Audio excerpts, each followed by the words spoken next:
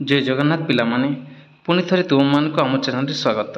आज आम षष्ठ श्रेणी विज्ञान बहिर तृतीय पाठ खाद्यर श्रेणी विभाग प्रश्नोत्तर गुड़ी को देखा। यार प्रथम प्रश्न है दिया खाद्य तालिकार केउटी केउ श्रेणी खाद्य चिन्हट कर संपृक्त कोठरी लेख। एठारे केतोटी खाद्य दिखाई केउ श्रेणी आमको लिखा हेब। बरकोली बरकोली हेब विटामिन आम देखिदु।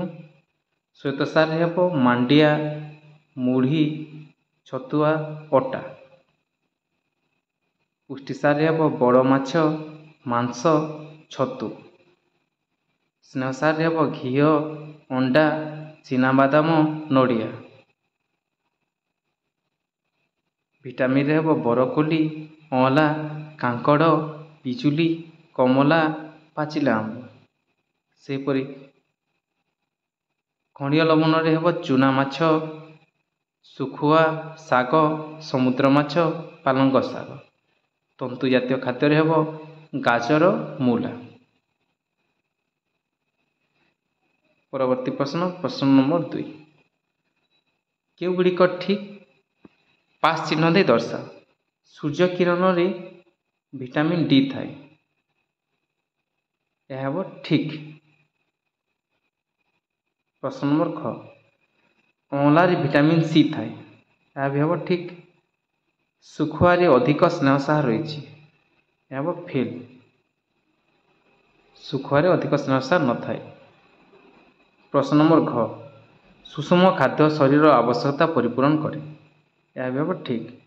रक्तहीनता होइतिबा समुद्र माछ रक्तहीनता होइतिले समुद्र माछ खाइबा उचित। 1 नंबर प्रश्न हेब ठीक। प्रश्न नंबर 6 विटामिन के सजना छुई रे मिले नाही यह हेब भूल कहीं विटामिन के सजना छुई रे मिली थाए। प्रश्न नंबर 6 अंधार कणा भोगुवा व्यक्ति गाजर खाइबा अनुचित यह हेब ठीक।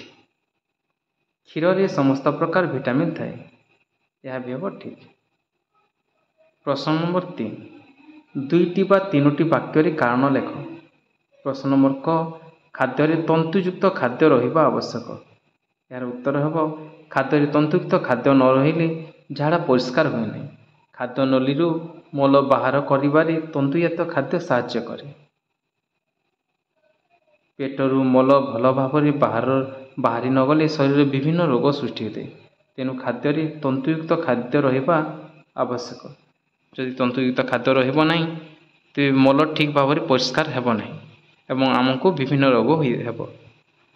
प्रश्न नंबर ख आमिष खाऊन पिला अधिक परिमाण क्षीर डाली बादाम खाइबा आवश्यक। उत्तर हेब माछ मांस अंडारे पुष्टिसार अधिक परिमाण थाए।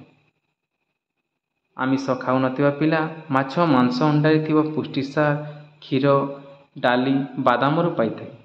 पिलामानक शरीर वृद्धि निमित्त आमिष खाऊन पिला अधिक परिमाण क्षीर डाली बादाम खाइबा आवश्यक। जो पिला मन आमिष खाऊना से कौन खाइबा आवश्यक क्षीर डाली बादाम कहीं ए प्रोटीन अधिक मात्रा थाए।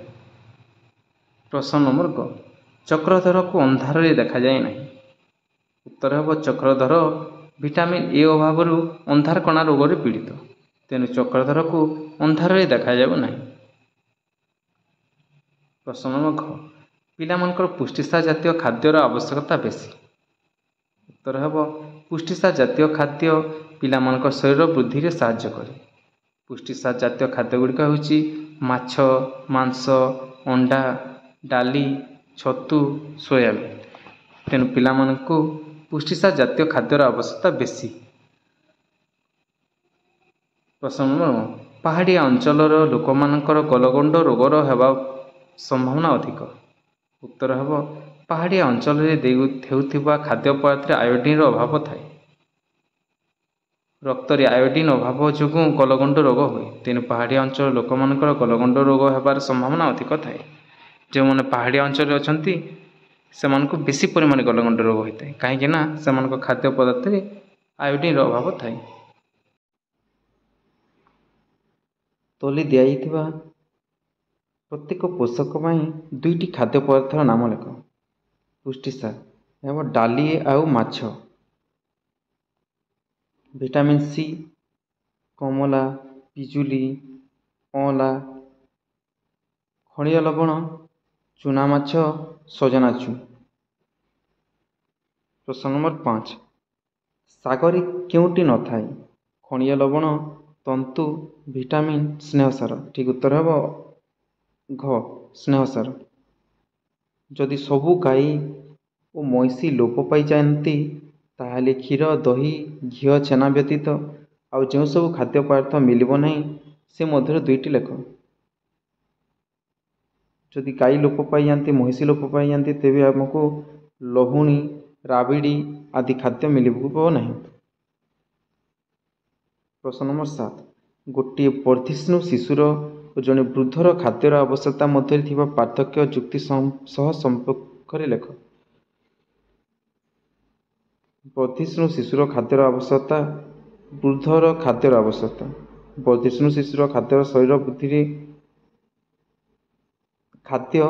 ବୃଦ୍ଧିରେ ସାହାଯ୍ୟ କରେ, କିନ୍ତୁ ବୃଦ୍ଧ ଲୋକରେ କାମ କରିବା ପାଇଁ ଶକ୍ତି ଆବଶ୍ୟକ କରେ। କାମ କରିବା ପାଇଁ ଶକ୍ତି ଯୋଗାଏ, ଶରୀରରେ ରୋଗ ପ୍ରତିରୋଧକ ପାଇଁ ଶକ୍ତି ସୃଷ୍ଟି କରେ। ବର୍ଦ୍ଧିଷ୍ଣୁ ଶିଶୁର ଖାଦ୍ୟର ଆବଶ୍ୟକତା ଶରୀରର ରୋଗ ପାଇଁ ପ୍ରତିରୋଧକ ଶକ୍ତି ସୃଷ୍ଟି କରି, ବୃଦ୍ଧର ଖାଦ୍ୟର ଆବଶ୍ୟକତାରେ ଶରୀରର ବିଭିନ୍ନ ଆବଶ୍ୟକତା ପୂରଣ କରିବା ପାଇଁ ଖାଦ୍ୟ ଆବଶ୍ୟକ ହୋଇଥାଏ। ଧନ୍ୟବାଦ।